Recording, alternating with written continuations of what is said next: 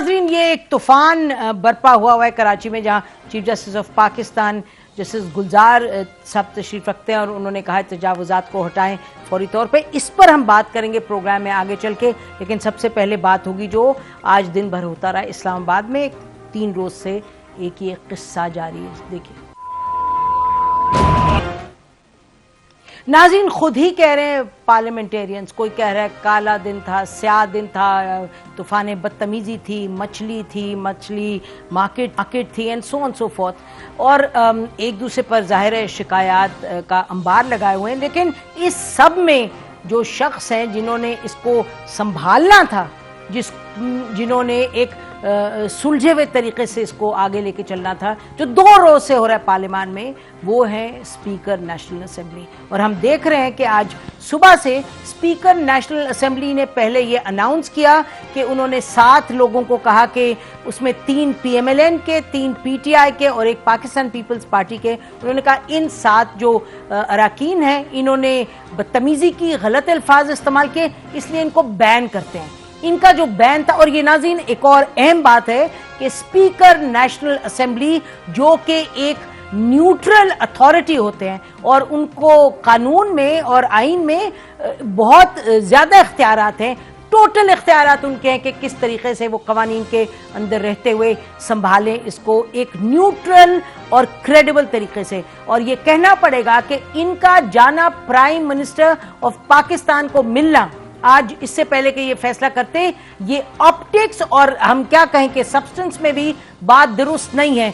पाकिस्तान की असेंबली के जो स्पीकर्स रह चुके हैं पास्ट में भी, जहां जहां उन्होंने गलत इकदाम उठाए हैं, वहां वहां लोग जो न्यूट्रल हैं उन्होंने बोला है। आपको ये भी मालूम है कि 2016 में अगस्त में जब स्पीकर थे अयाज सादिक साहब, उनके सामने 6 गए थे रेफरेंसेस, और 6 रेफरेंसेस में से या 8 तो 4 जो उस वक्त अपोजिशन लीडर इमरान खान के खिलाफ थे, उन्होंने वो भेज दिए थे जाके इलेक्शन कमीशन में, और जो 4 थे नवाज शरीफ साहब उस वक्त के प्राइम मिनिस्टर थे, उनके खिलाफ वो उन्होंने रेफरेंस को खत्म कर दिया था। तो कहने का मकसद, और उस वक्त बड़ी तनकीद हुई थी कि you have to be credible and neutral. और आज हम ये जो गए हैं हमारे कैसर साहब स्पीकर प्राइम मिनिस्टर को मिलने, ये इन्होंने सही नहीं किया, ऑप्टिक्स के हवाले से सही नहीं था। और उसके बाद फिर वापस आके उन्होंने जो फैसला किया आपके सामने, वो पार्लियामान में आए, उन्होंने सेशन कन्वीन करना चाहा, शहबाज शरीफ साहब ने बोलने की कोशिश की, उसके बाद अपोजिशन जो लीडर हैं और अंदर से शोर मचा, तो फिर ये कहा कैसर साहब ने, असद कैसर साहब ने, स्पीकर ने, ऑनरेबल स्पीकर ने, कि जी मैं इसको अब रोकता हूं यहाँ सेशन को। उन्होंने कहा कि 8 लोगों की या 12 लोगों की कमेटी बनेगी, 6 ऑपोजिशन के होंगे और 6 हुकूमत के होंगे, और फिर आप लोग जब तय करेंगे कोड ऑफ कॉन्डक्ट और किस तरीके से लॉ पास होंगे, किस तरीके से असेंबली आगे चलेगी, फिर मैं सेशन कन्वीन करूंगा। लेकिन करना यह हुआ कि फिर से थोड़ी देर पहले, कोई 3-1 घंटे पहले, दूसरी मर्तबा सेशन कन्वीन हुआ, और फिर जो खबरें मिली, और हम खबरें ही कहेंगे क्योंकि मुस्तनद बात तो कुछ देर के बाद सामने आती है, कि जब शहबाज शरीफ साहब ने फिर शुरू किया अपना बोलना, तो रिपोर्टेडली एक सैनिटाइजर कहीं से उड़ता हुआ किसी पे गिरा, कोई कह रहा है अपोजिशन ने फेंका, कोई कह रहा है किसने फेंका, लेकिन बहरहाल ये हुआ। और फिर हमने ये भी देखा नाजरीन के ऑपोजिशन ने, और ऑपोजिशन का आज आपको पता है PDM की तो आपस में लड़ाई झगड़ा इत्तेफाक तो कम ही रहा है पिछले कुछ महीनों में, लेकिन पिछले 2 दिनों में इत्तेफाक बढ़ गया। आज बिलाल भुट्टो साहब गए मिलने ऑपोजिशन लीडर को, शहबाज शरीफ साहब को, और उसके नतीजे में, और शायद खाकान भाई साहब अभी आप सुनिएगा। ये बात करें, उसके बाद कार्रवाई करें। ये शायद खाकान अब्बासी साहब बड़ी क्लियरली ये कहा कि जी ऑपोजिशन लीडर पर अटैक हुआ है, क्योंकि कल किताबों का एक थद्दा इनके ऊपर भी गिरा था ऑपोजिशन लीडर पे जब वो स्पीकर पोडियम पे थे। तो उन्होंने कहा जी ये क्लियर कर लें सारे कि ऑपोजिशन लीडर पर अटैक हुआ है, जो स्पीकर हैं। और हम ये भी बताते चलें, शायद खाकान अब्बासी साहब ने खुद कोई महीना नहीं गुजरा तो उन्होंने ऐसी गलत बात, लग़्व बात की। उन्होंने कहा जी स्पीकर साहब के सामने जाके खड़े होकर कहा मैं मुंह पे जूता मारूंगा या जूता मारूंगा, और उस पर भी उन्होंने थोड़ी शर्मिंदगी का इजहार किया। नहीं, शर्मिंदगी माजरत के साथ नहीं की, उन्होंने कहा जी ठीक है, जब ऐसा होता है तो ऐसा ही होगा। मतलब कहने का कि हालात इस तरह इस नहज पर पहुंच जाएं कि पार्लियामान में कुछ पता ही नहीं कि सही क्या गलत क्या है। आज हम सुन रहे हैं नाजरीन, थोड़ी देर से यही बात सामने आ रही है कि जो रोहिल असगर साहब हैं पीएमएलएन के लीडर, ये कहा जा रहा है कि उन्होंने ये कहा कि जब उनसे कहा गया गाली गलौज तो उन्होंने कहा जी ये पंजाब का कल्चर है। तो सुभान अल्लाह, ऐसे कल्चर पे पता नहीं उनको बुल्ले शाह का कल्चर नहीं नजर आया, उन्हें ये कल्चर नजर आता है डग्गों का पेलमोर जो कि यानी कि गाली गलौज करें। तो ऑल सेड एंड डन बहुत कुछ होने की जरूरत है। आपको एक सतह जो अपनी लेवल है बातचीत का, तहजीब से हटके तो कुछ भी नहीं। मंतक, अकल, कॉम्पिटेंस मीन्स नथिंग अगर आप में और हैवान में फर्क ही नहीं तहजीब और महजब तरीके से आगे चलने का। लेकिन जिम्मेदारी किसकी थी? जिम्मेदारी यकीनन स्पीकर की थी कि वो किस तरीके से ये आगे लेके चलते। और बस ऐसे ही आप देखें, सियासत फिर सियासत होती है। स्पीकर के खिलाफ ये ऑपोजिशन ने खत लिख दिया, उन्होंने कहा जी आपके खिलाफ हम वोट ऑफ नो कॉन्फिडेंस से जाएंगे। एक पूरा खत लिखा है, थोड़ी देर पहले हमें मालूम हुआ है कि उनको पहुंचा खत और उसमें यह कहा गया कि आपने सही तरीके से नहीं चलाया, as a custodian of the house आपने जो कवानीन है उनको नहीं फॉलो किया। और ये तमाम चीज़ें हैं। अब हमारे पास तीनों मेन पार्टीज के हैं लीडर्स, सोचते हैं कि बात आगे कहाँ जाएगी। हमारे साथ मौजूद हैं सेनेटर जावेद अब्बासी साहब, सीनियर लीडर पीएमएलएन, बहुत शुक्रिया जावेद अब्बासी साहब। सेनेटर अली जफर साहब सीनियर लीडर हैं पीटीआई के, थैंक यू अली जफर साहब। और नफीसा शाह साहिबा हैं, सीनियर लीडर हैं पाकिस्तान पीपल्स पार्टी की, एमएनए, शुक्रिया नफीसा शाह साहिबा। तो शुरू करते हैं जावेद अब्बासी साहब आपसे, ये ज़रा बताइएगा अब अगला कदम क्या होगा? आप लोगों ने खत लिख दिया और आपने और पीपल्स पार्टी ने मिलके कदम उठाया, अब क्या होगा आगे? बिस्मिल्लाहिर्रहमानिर्रहीम, बहुत शुक्रिया। आप खुद चूंकि बहुत सीनियर हैं, बहुत सारे इजलास आपने देखे हैं, बहुत सारी पार्लियामान आपने देखी हैं और दोनों हैवानों की कार्रवाई आपने भी देखी और कवर भी किया और पूरी दुनिया देखती रही है। ये होता रहा है। मैं आज से ये इनकार नहीं करता कि बजट स्पीच में बाज ऐसे मामलात आए कि अपोजिशन उठ के एहतजाज करती रही है, थंपिंग भी करती रही है, वो कोशिश भी करती रही है कि हवास जो है बजट जो पेश कर रहे हैं मिनिस्टर हूँ या एडवाइजर हूँ ना जाए। लेकिन हमने कभी नहीं देखा कि दूसरे दिन हुकूमत उससे इतना आगे चली जाए कि वो फिजिकली अटैक शुरू करवा दे। ये बहुत ही अनफॉर्चुनेट हो गया है। देखिए, वो पहला एहतजाज हुआ था, वो खत्म हो गया इजलास जब लीडर अपोजिशन आए। अगर उनकी स्पीच के दौरान ये कोई तहजीब के अंदर रहकर अपना एहतजाज करती जमात, तो ये भी माना जा सकता था कि चलो वो कहते कि उन्होंने किया और हमने भी ऐसा करें। लेकिन जो रवैया पर हुकूमत ने अख्तियार किया है, जिस तरह हुकूमत ने अटैक किया लीडर अपोजिशन के ऊपर, जिस तरह ये लैंग्वेज इस्तेमाल की गई है, जिस तरह एक दूसरे के ऊपर किताबें फेंकी गई हैं, जिस तरह एक दूसरे को गाली दे दी गई है, मैं समझता हूं कि अब ये हम सारे तो ये तो जरूर कह रहे हैं कि ये बड़ा ब्लैक डे था, हमें बड़ा बुरा लगा है, लेकिन ये क्या इतना काफी है? मैं समझता हूं कि साबित कर दिया है और हम साबित करने सारे मिलकर जा रहे हैं कि हम अभी तक भी शायद जमहूरियत चलाने के काबिल नहीं है। हम क्या साबित करने जा रहे हैं? ये इल्जाम जब कब लगेगा तो किसी एक फर्द पर, किसी एक जमात पर, तो हुकूमत पर तो जरूर लगेगा, लेकिन सब पे रिस्पॉन्सिबिलिटी भी आएगी कि आपने इसको क्यों नहीं, इस मामले को कूल डाउन किया, क्यों नहीं चीजें की। तो वहां स्पीकर जो नेशनल असेंबली है वो आते हैं, वो कस्टोडियन ऑफ द हाउस हैं, वो हाउस के सारे बड़े सरबराह हैं, उनके पास ये फिर अख्तियारात है कि अगर वो देखें कि आप कोई रेड लाइन क्रॉस कर रहा है, या तो अपने साजन अवार के जरिए फौरन एक्शन लें या फौरन इजलास जो है वो अजम करके निकल जाए और सारे पार्लियामानी लीडर को बनाए और उनको कहें कि ये कौम, दुनिया हमारा तमाशा देख रही है। आज इंडिया की खबरें हमारे मतलब क्या आ रही है, दुनिया हमारे मतलब क्या आज कह रही है कि जब बजट सेशन है, और वो बजट सेशन में आपकी तवज्जो दिलाऊंगा कि ये इतना इंपॉर्टेंस रखा गया है कि इसको कॉन्स्टिट्यूशन में इस प्रोविजन डाली गई, जफर साहब भी कि अगर आप इसके खिलाफ वोट देंगे तो आप डिसीट होंगे। यानी इस सेशन को कितना इंपॉर्टेंट रखा गया है, बजट के जो मामलात है। अगर उस सेशन में भी पार्लियामान के लोग और बजट होता क्या है, सारी कौम को आपने दिखाना है कि हमने क्या, हमारे पास वसाइल थे, कहाँ हमने खर्च करने हैं, क्या क्या प्रोजेक्ट हम शुरू करेंगे, लोगों के लिए क्या सहूलतें लेके आएंगे, टेस्ट क्या होगा। इससे बड़ा इंपॉर्टेंट सेशन हो ही नहीं सकता।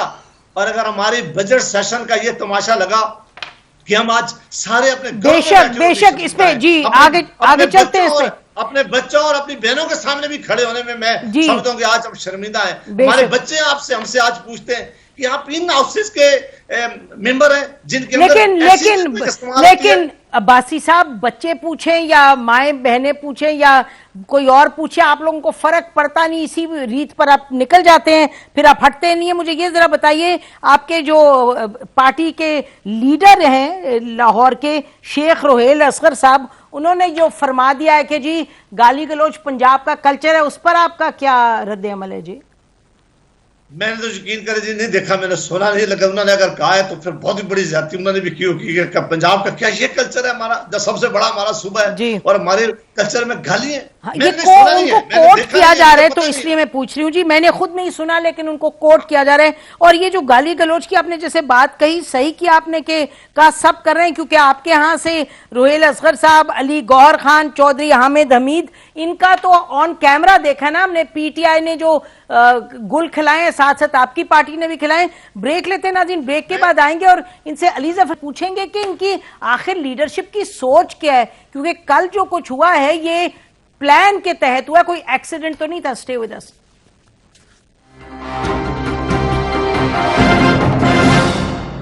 वेलकम बैक नाज़रीन। बात करते हैं, हमारे साथ पीपल्स पार्टी की लीडर नफीसा शाह साहिबा भी हैं, असेंबली में भी थी आज। उनसे जरा पूछते हैं कि what is the next step. इनके लीडर गए हैं आज मिलने अपोजिशन लीडर को और पूरी डेलीगेशन गई है। Thank you for joining us. Nafisa Shah साहिबा, ये बताइए कि अब क्या अगला स्टेप है? खत तो चला गया आप लोगों की तरफ से इनको, स्पीकर साहब को, असद कैसर साहब को, तो अब कल परसों क्या करने जा रहे हैं आप? देखिए, कल जो हुआ है उसके बाद जो स्टेप्स लिए गए हैं, तो वो तो एक कहते हैं ना अंग्रेजी में इंसल्ट टू इंजरी हुआ है। पहले आप इतनी ऑपोजिशन के ऊपर आप खूनी हमले करें, बिलखुसूस लीडर ऑफ द ऑपोजिशन के ऊपर आप खूनी हमले करें, आप किताबों को हथियार की तरह इस्तेमाल करके आप लोगों के सर फाड़े, और फिर उसके बाद जो आपने जिस तरीके से ऐसे फॉर्मूला लेकर जो आप लोग जो बैलेंस करने के लिए तीन इधर से तीन इधर से, फॉर इंस्टेंस पीपल्स पार्टी का बंदा तो था भी नहीं जिसको आपने नाम में डाला है, वो तो उधर था भी नहीं झगड़े में, तो उसका आपने क्यों नाम नहीं वो वैसे तो नफीसा शाह साहबा हमने देखा है कि ये सही बात नहीं है। नफीसा शाह साहबा एक कमेटी बनाए, सारे उसमें मेंबर्स हो और वो डिसाइड करें कि किसने इंजरीज की हैं, किसने हमले किए, किसने प्रोटोकॉल जो असेंबली के ज़ाब्ते अखलाक है उसको वायलेट किया है। तो वो फिर लिस्ट फेरिस्ट जो आए, इससे कबल ये कैसे स्पीकर करते हैं। अच्छा नफीसा शाह साहबा, जो भी आपने कहा ना कि पीपल्स पार्टी के थे भी नहीं, रफीउल्लाह साहब का तो हमने खुद देखा, वो मौजूद थे और उन्होंने कुछ लग बातें की, उन्होंने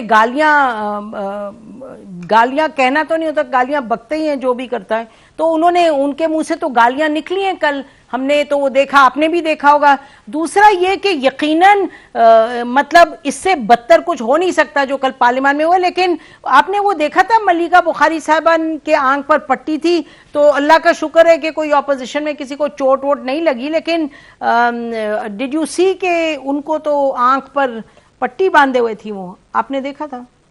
देखिए, ये सब चीजें जब हो सकता है उनकी इंजरी हुई हो, कहीं ऑपोजिशन की बेंचेस में भी इंजरीज हुई हैं, लेकिन ये सारी चीजें तय होंगी जब आपके पास रिकॉर्डिंग्स हो, जब आपके पास मूवीज हो, आपको पता लगे कि किसका किताब किसको लगा है, किसके रद्द अमल में लगा है।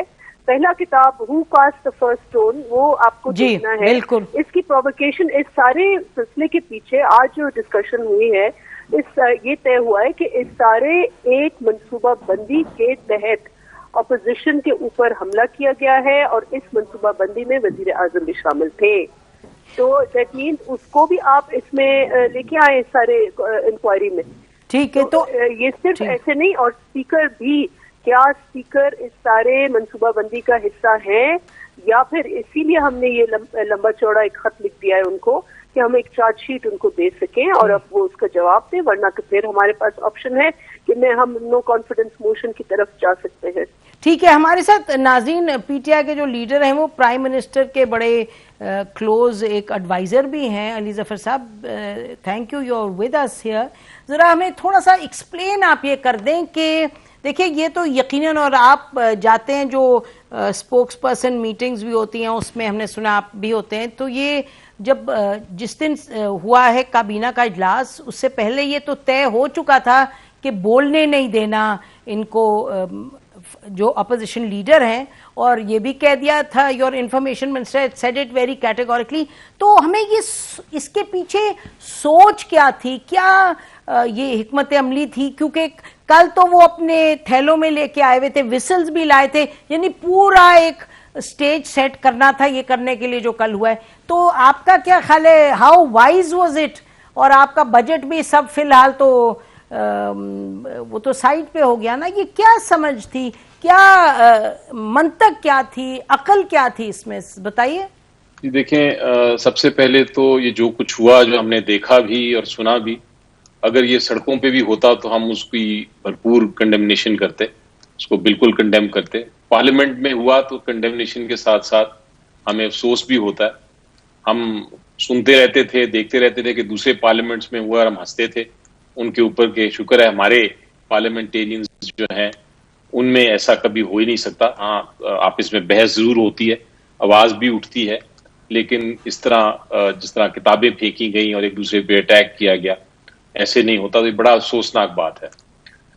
आपने मुझसे पूछा है कि ये प्लान था और आपने कहा है कि मैं उसका रिस्पॉन्ड करूं, तो ये मैं आपको कहना चाहता हूं कि ये बिल्कुल प्लान हो ही नहीं सकता। आपको पता है हमने एक बहुत जबरदस्त किस्म का बजट दिया है, और मेरे कल स्पीच भी की थी सेनेट पे। इस पे मैंने कहा था ये पाकिस्तान का न्यू इकोनॉमिक एजेंडा है, हर एक ने इसकी तारीफ की है। ऑपोजिशन वाले भी जो बोल रहे थे वो फैक्ट्स एंड फिगर्स के बगैर सिर्फ इसको कंप्लेन कर रहे थे, लेकिन इसको ये ऐसा बजट है जो कि रिच एंड पुअर बोथ, उनको गरीब और अमीर दोनों की मदद कर रहा है। ट्रिकल डाउन इफेक्ट भी है और नीचे से ऊपर ग्रोथ भी है। इस किस्म की सिचुएशन में हमारा प्लानिंग हो ही नहीं सकती कि हम बजट को, अब जिसकी तारीफ हो रही है उसमें कोई ऐसा काम करें जो कि अटेंशन बजट से हटा के इस किस्म के माहौल में उसे डाइवर्ट हो जाए। तो ये प्लान जिसका भी था, ये हमारी पार्टी का नहीं था, ये गवर्नमेंट का नहीं था। ये अगर प्लान अली जफर साहब ऑपोजिशन का हो सकता। नहीं अली जफर साहब, मैं इसकी ब्लेम गेम में नहीं जाना चाहता। अच्छा नहीं आप तो चले गए ब्लेम गेम में। नो 1 मिनट, आपने कहा आप तो चले गए, आपने तो कहा ये गवर्नमेंट का नहीं हो सकता, ये ऑपोजिशन का हो सकता है। नफीसा शाह साहब, मैंने कहा अगर किसी का प्लान है, अगर किसी का प्लान है तो ये ऑपोजिशन का हो सकता है, लेकिन अब जरूरत क्या है, मैं उसके बारे में, जो मेरा मेन पर्पस है इस सारी बात करने का, वो ये है कि इसकी अब हमें देखना है कि इसका हल क्या है, क्योंकि ये कंटिन्यूटी इस किस्म की सिचुएशन में नहीं चल सकती। हल ये है कि सबसे पहले टेम्परेचर्स नीचे किए जाएं, और टेम्परेचर्स नीचे करने के लिए जो टॉप लीडरशिप है दोनों, हर पॉलिटिकल पार्टी की, जरूरी है कि वो ब्लेम गेम आपस में ना करें, इसकी इंक्वायरी होने दें। क्योंकि जो कुछ vicinity of the national assembly, जो उसकी बिल्डिंग के अंदर होता है, उसका जो सॉवरन है, उसका जो किंग है, उसका जो ओनर है और जो रूलर है, वो स्पीकर हैं। और स्पीकर ने ही ये फैसला करना है कि कौन, किसने क्या किया, किसने पहल की, किसने रिएक्ट किया। मैं तो कहता हूं रिएक्ट किया या पहल की, दोनों ही गलत हैं, क्योंकि हम लोग पार्लियामेंटेरियंस हैं। और मैंने इसके लिए बड़ा इंटरेस्टिंगली मैंने कानून भी देखा। मैंने कहा इस किस्म की सिचुएशन में हमारा जो कानून है, जो रूल्स हैं नेशनल असेंबली के भी और सेनेट के भी और पार्लियामेंटेरियंस के, क्या वो इस किस्म की सिचुएशन को इन्विजिज भी करते हैं, वो सोचते भी हैं कि ऐसी होगी? क्या कानून ये सोच भी सकता था कि ऐसा होगा? तो मैंने ये देखा कि कानून हमारा जो नेशनल असेंबली का भी है और हमारा सेनेट का भी है, उसमें ये लिखा हुआ है कि अगर कोई शख्स बदतमीजी करता है या कोई फाउल लैंग्वेज इस्तेमाल करता है या नॉन पार्लियामेंट्री लैंग्वेज इस्तेमाल करता है, तो फिर उसको स्पीकर जो है या जो चेयरमैन है, वो उसको पहले नाम से बुलाएंगे और उनको कहेंगे कि आप ये ना करें। अगर वो तब भी नहीं बना होते तो फिर उनको कहा जब वार्निंग दी जाएगी, और तीसरी बात उनको फिर स्टूअर्ड को बुला के बाहर निकाल दिया जाएगा।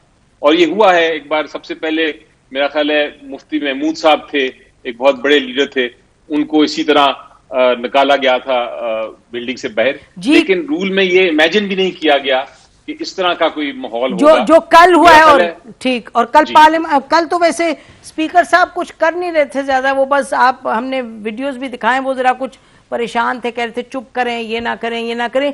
नफीसा शाह साहिबा, आप तो थी कल पार्लियामेंट में और you been part of today's proceedings, opposition भी जो सोचती रही है, तो अली जफर साहब की तरफ से, जो हुकूमत की तरफ से जो ये कह रहे हैं, क्योंकि हुकूमत के मुख्तलिफ लोग मुख्तलिफ बात करें, but what he is saying is कि जी अगर स्पीकर साहब जो हैं वो इन्वेस्टिगेट करेंगे और फिर बात आगे बढ़ेगी, आप क्या कहेंगे इस पर? देखिए, इशू ट्रस्ट का है और हमें कंफर्म्ड रिपोर्ट्स हैं कि ये एक मंसूबा बंदी के तहत माहौल न सिर्फ खराब किया गया है बल्कि तशद्दुद किया गया है, हमले किए गए हैं। नो लेस देन, अगर बैक बेंचर्स कुछ करें तो वो समझ में आता है कि भाई बैक बेंचर्स को डिसिप्लिन करना जो है वो मुश्किल है। वुज़रा डेस्कों पर चढ़ चढ़ के किताबें लेकर और वो गालियां भी निकाल रहे हैं, मार रहे हैं। अब मुझे बताएं, इन 7 की लिस्ट में मुराद सईद क्यों नहीं है? सबने देखा, वीडियोस आई हैं। How come he has been, because he is a blue eyed boy. तो देन लगता है पूरा प्लान है, कुछ स्केपगोट्स बना के, और आप इनको तस्लील करनी थी, ऑपोजिशन को नीचा दिखाना था। और जो इनकी एक सियासत है कंटेनर वाली, जो जलाओ घिराओ वाली सियासत, जो अच्छा नफीसा, ये बताइए, अगर आगे की बात करें, नफीसा आगे की बात करें कि देखें ना, ये सब तो वो कुछ कह रहे हैं, आप कुछ कह रहे हैं, लोगों को कुछ नजर भी आ रहा है, but where do we go from here? ये जो कह रहे हैं अली जफर के जी इसको आगे लेके चलेंगे, इन्वेस्टिगेट किया जाए, एंड स्पीकर विल इन्वेस्टिगेट, तो इस पर आपका क्या रद्द-ए-अमल है? आपकी पार्टी क्या कहेगी? वो जो खत है उसका क्या मतलब है, खत लिखने का, कि इसके बाद आगे बात बढ़ेगी, स्पीकर बढ़ाएंगे बात तो ठीक है, this is the way forward? हुई, हमें ये लगता है कि स्पीकर जो है उसको कभी नीचे से इशारे आते हैं कि इसको बोलने दिया जाए, इसको नहीं बोलने दिया जाए, कहीं कहीं और से इशारे आते हैं, और वो उसको कहीं हमें नजर नहीं आता कि स्पीकर साहब अपना माइंड अप्लाई कर रहे हो। वो लग रहा है कि मफलूज बन गए हैं, he is caught between a rock and a hard place. एक तरफ उनकी जंगजू कैबिनेट है जो उनको नीचे से वो ब्लैकमेल करती है कि ये करे वो करे, और फिर पीछे प्राइम मिनिस्टर, तो उनके वो इंक्वायरी कंडक्ट करेंगे तो आप अग्री करेंगे? बताएं आप, जावेद अब्बासी साहब, आपकी पार्टी का क्या मौकिफ है? अगर स्पीकर साहब इंक्वायरी कंडक्ट करेंगे तो आप मानेंगे ये इंक्वायरी जो आपने आज खत लिखा है उसके बाद? मैं आपके सवाल से पहले, मैं बहुत एहतराम है मुझे अली जफर साहब का, लेकिन मैं बहुत ही माजरत के साथ उनसे ये एग्री नहीं करता कि उन्होंने कहा कि हमारा प्लान नहीं था। शाह महमूद कुरैशी साहब ने खुद कहा कि हमने फैसला कर लिया है कि हम इनको बात नहीं करने देंगे अपोजिशन लीडर को। फवाद चौधरी जो हुकूमत के इंफॉर्मेशन मिनिस्टर फेस होते हैं किसी हुकूमत का, उन्होंने कहा कि हमारा फैसला है, और आज भी उन्होंने एक बात कही है कि हम उस वक्त तक इनको बात नहीं करने देंगे, क्योंकि हम समझते हैं कि जब तक ये हमें बोलने ना देंगे, हमने फैसला किया हुआ था कि हमने अपोजिशन लीडर को तकरीर नहीं करने दी देंगे, तो इसलिए ये मामला इनका पहले से डिटरमिन था, ये पहले से फैसला हुआ था। और आपने अभी पूछा कि ये मामला किस तरह ठीक होगा, ये मामला उस वक्त तक ठीक नहीं होगा जब इस मुल्क का chief executive prime minister of Pakistan अगर शाम को बुलाकर वो शाबाश देंगे, कल जिन्होंने गाली दी होगी उनको उन्होंने प्राइम मिनिस्टर हाउस में बुलाया होगा, खाना भी, वो खाना किसी को खिलाते नहीं आमतौर पर, और मुमकिन है कि उनको खाना भी खिलाया होगा। ये तो आपकी कयास सराही है ना, बहुत अच्छा किया है, ये तो कयास सराही है कि मुल्क के वजीर आजम साहब ने खुद इस पार्लियामेंट के ऊपर जो अल्फाज इस्तेमाल किए थे वो अल्फाज में नहीं कह सकते। अच्छा, आप दोनों इसका जवाब दे दें, हाँ और ना में, नफीसा शाह साहब और आप, कि आप लोग स्पीकर साहब अगर अपनी इंक्वायरी करेंगे कंडक्ट, आप उसको एक्सेप्ट करेंगे इंक्वायरी जो करेंगे? ये आज मैं उस मीटिंग में नहीं था जो हमारी, अच्छा नफीसा शाह साहब से पूछने दें मुझे। जी नफीसा, जो फैसला उन्होंने किया होगा, पहले तो जो लेटर हमने लिखा है उसका जवाब, जो हमारे पार्लियामेंट लीडर फैसला, पहले तो ये लेटर जो लिखा, अच्छा आप उस लेटर का जवाब देखेंगे है, बिल्कुल ठीक, उसके ऊपर फिर पार्टी अपना रद्द-ए-अमल देगी। बिल्कुल ठीक, बिल्कुल ठीक। नाज़रीन, आप लोगों का बहुत शुक्रिया, नफीसा शाह साहब, अली जफर आपका, और जावेद अब्बासी साहब आपका। नाज़रीन, अब हम ब्रेक लेते हैं, और ये बात तो क्लियर हो गई कि अब the ball is in the court of the speaker, उनका जवाब आएगा, उसके बाद ये कह रहे हैं कि हम चलेंगे, लेकिन लगता ही है कि रफ राइड होगी पार्लियामेंट में अगले भी कुछ दिनों में। और अजब बात है हुकूमत की कि यकीनन एक बजट ऐसा था जिस पर डिस्कशन होनी चाहिए थी। बहरहाल ब्रेक लेते हैं नाज़रीन, ब्रेक के बाद कराची की तरफ जाएंगे जहां तजावुज़ात के हवाले से पिछले 2-3 रोज से काफ़ी सूरत हाल बिगड़ी हुई है। Stay with us.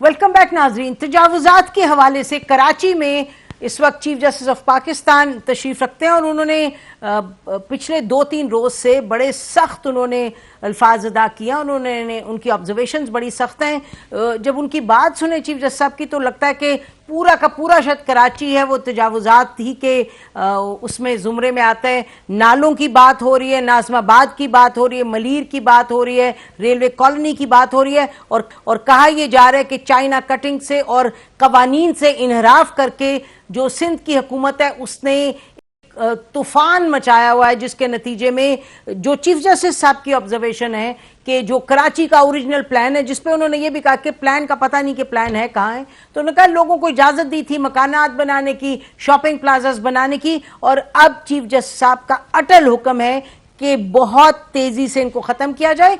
कराची के जो एडमिनिस्ट्रेटर हैं आज उनके पास आए, उन्होंने प्ली की उनसे ऑनरेबल चीफ जस्टिस साहब से कि हमें कुछ टाइम दें। चीफ जस्टिस साहब ने कहा नहीं, जल्द अज जल्द करें। और उन्होंने कहा कि जो जो इसमें मुलव्विज़ है, जो जो यानी कि इदारों में काम करने वाले लोग हैं, मुलाजिम हैं, उन्होंने कहा कि उनको भी हम देख लेंगे, हम लोगों को निकालेंगे, सो ऑन सो फोर्थ।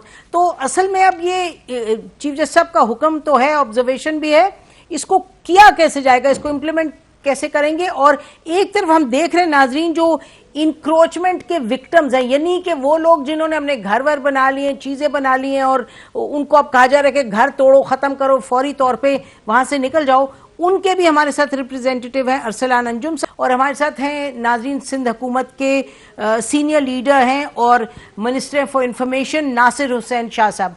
तो सबसे पहले शाह साहब आपसे हम ये पूछते हैं कि इस वक्त जो हुक्म है आला अदलिया का, और ये कराची के हवाले से पहली मर्तबा नहीं है, हम देख रहे हैं तवातर के साथ कुछ सालों से बार बार ये कहा जाता है तजावुज़ात खत्म करें, लेकिन बात बस काफी अभी लंबी चल पड़ी है। बताइएगा व्हाट इज द सिचुएशन।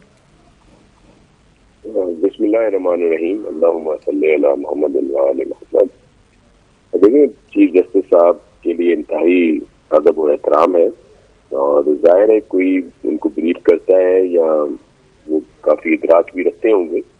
ये जो जिनका अहकामात उन्होंने दिए कि इनको खत्म किया जाए, जो इंक्रोचमेंट कह लें या जो बनी हुई है वहाँ पे कंस्ट्रक्शन है, तो इसके लिए जाहिर है अहकामात जो चीफ जस्टिस साहब के होंगे उन पर अमल करना होगा। सिर्फ मैं एक बात वाज़ेह करना चाहता था कि ये जो कल से और आज भी जो उन्होंने कहे, ये सिंध गवर्नमेंट ने कोई प्रोविंशियल गवर्नमेंट ने ये इजाजतें नहीं दी, रिलीज आउट नहीं किए। ये उस वक्त की जो मुकामी हुकूमतें थी और या बाद में KMC और दीगर जो इदारे उनके ज़ेरे असर थे, ये उन अदवार की ये लीज है इन लोगों के पास। और फिर खास तौर पर जो नालों के इतराफ में भी जो जगह है, ये भी उस वक्त की में भी कोई 2-4% किसी ऐसे इदारे की होंगी, कच्ची आबादी या कोई और जो सिंध गवर्नमेंट से पर्टेन करता हो। बाकी ये तब है और उस वक्त उन्होंने दी हुई थी। अब जब चीफ जस्टिस साहब ने कहा है, हालांकि वो बहुत पुरानी है, बड़ी कंस्ट्रक्शन हुई है वहाँ पे, लेकिन जाहिर है उनका एहतराम करते हैं हम चीफ जस्टिस साहब के अहकामात का और उन पर पूरी कोशिश करेंगे जी अमल कराने की। तो इसको अमल कराने में साथ साथ अरसलान अंजुम साहब, जाहिर है वो लोग जो इसके विक्टिम हैं, जिनका अब आप लोगों ने एक पूरा ग्रुप बना लिया जिसको आप रिप्रेजेंट कर रहे हैं, आप लोग बताइए कि आपकी इस हवाले से क्या खदशात हैं, क्या डिमांड्स हैं, क्या रिक्वेस्ट हैं और किससे हैं। बिस्मिल्लाहिर्रहमानिर्रहीम। सबसे पहले बहुत शुक्रिया आपका, आपने हमें अपने प्रोग्राम में इनवाइट किया। सबसे पहले तो ये कि हमारा स्टांस ये नहीं कि नाला सफाई नहीं किया जाए, हमारा स्टांस ये है कि नाले के अतराफ़ में जो रोड बनाए जा रहे हैं 30 फीट की रोड, जो आज डेफिनेशन हो गई है उसकी सुप्रीम कोर्ट के अंदर, तो ये हम पहले से ही हाई कोर्ट के अंदर जस्टिफाई करना चाह रहे थे कि इसके ऑर्डर है या नहीं है। तो आज सुप्रीम कोर्ट ने इसको जस्टिफाई कर दिया। पर हम ये कहना चाह रहे हैं कि जो नाले के अतराफ़ जो ज़मीन है, ठीक है, नाला आप साफ़ करें, बिल्कुल आपका हक है, पर ये रोड क्यों बनाया जा रहा है, सबसे पहली बात। और अगर रोड बनाया जा रहा है, अगर रोड को आप बनाना चाह रहे हैं तो आपका प्लान क्या है, रोड बनाना है या नाला साफ कर रहे हैं। बेसिकली हम जब इसमें ग्राउंड रूट लेवल पे हम जब चलते हैं तो दरअसल ये पानी जो ओवरफ्लो हुआ है, जो हमारे ये नाला पैक होने की वजह से ओवरफ्लो होता है, क्योंकि जब नाले को पैक कर दिया गया है औरंगी 0 पॉइंट से जब पैक किया गया तो जब लाजमी सी बात उसकी सफाई भी नहीं हुई, तकरीबन 2002-2003 के बाद से उसके अंदर सफाई भी नहीं हो पाई। तो जब वो सारे कचरे अंदर जाते गए तो लाजमी सी बात है नाला ओवरफ्लो होगा। तो ये मेरी कुछ इदारों से बात हुई है इस हवाले से, PPRC और OPB से रिलेटेड जो चीज़ें हैं, उन्होंने कहा कि ये चीज़ें हमारे इसमें आती भी नहीं है। नाला भी आमतौर पे जो खुला नाला बासानी निकल जाता है। तो ये एक हमारे साथ ये ज़्यादती की हुई कि एक NAD के थ्रू, जो स्टूडेंट के थ्रू सर्वे कराया गया, और जो कि हमारे मुअज़्ज़िज़ हमारे पाकिस्तान के बहुत सारे सर्वेयर कंपनी हैं उनके थ्रू नहीं कराया गया। और सेकंड ऑफ सबसे मेन मुद्दा है, नासिरुद्दीन शाह साहब हमारे लाइन पर हैं, तो उनसे मैं ये कहना चाहूँगा कि जैसे औरंगी नाले पे जहाँ से शुरू करते हैं उनको 0 पॉइंट कहते हैं, वहाँ पर नाला 30 फीट का है और रोड वहाँ पर 60 फीट का है, यानी कि 30 feet right and 30 feet left. तो नाला 20 फीट का है और इसी तरह इसका जो टेल कहलाएगा एंड वो 402 फीट या 404 फीट का है, तो वहाँ पर भी वह 60 फीट है। तो मेरा मकसद है अगर सफाई करना है आपने 20 फीट का नाला और 60 फीट का रोड, तो आपका सफाई करने का स्टांस है या रोड बनाने का स्टांस है। तो ये सब बातें कुछ ऐसी है जो लोगों के जहनों में है, पहली बात। और सेकंड सबसे इम्पोर्टेंट बात यह है कि वो गरीब तबके की आबादी है, उसको इस तरह कहकर 1 मिनट में रद्द नहीं करा जा सकता उन सब लीज़ों को, कि इनको अगर हम जस्टिफाई करें तो इनमें बहुत सारी लीज़ें 2 नंबर निकलेंगी।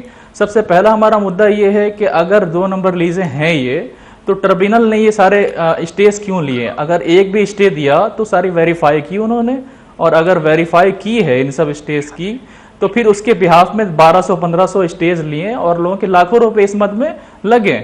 और अगर उसी वक्त अगर कह दिया जाता टर्मिनल कि हमें ये स्टेज नहीं दे सकते, ये 2 नंबर लीज है, तो लोगों के लाखों रुपए पहले ही डूब रहे थे, दोबारा डूबते अच्छा, भी ये बताइए तो मेरा ये सवाल था। और अब हम दूसरी जी ये बताइए कि कितने लोग हैं जो कि इससे अफेक्ट हो रहे हैं, जो आप कह रहे हैं लीजेस हैं और ये नंबर 2 लीजेस और जिनको कहा जा रहा है कि हटाएं। देखें टोटल अप्रॉक्स जो तादाद बताया जा रहा है 40 से 50 लाख अफराद हैं जिसमें इस पे जद में आ रहे हैं, इसके जुमरे में आ रहे हैं। और जहाँ तक लीजेस हैं इसकी पूरी वो होगी कि लीजेस इसमें कितने हैं, नॉन लीज कितने। देखें लीज और नॉन लीज की डेफिनेशन और तजावजात की डेफिनेशन बिल्कुल अलग है। तजावजात उसे कहते हैं जो नाले के बीच में बैठे हैं, लीज और नॉन लीज साइड में जो बैठे हैं, किसी ने लीज कराया किसी ने लीज नहीं कराया। मुझे नासिर शाह साहब पर जाने दीजिए। शाह साहब जल्दी से इस पे ये जो एस्पेक्ट है जिसकी निशानदही इन्होंने की है, अंजुम साहब ने जरा बताई।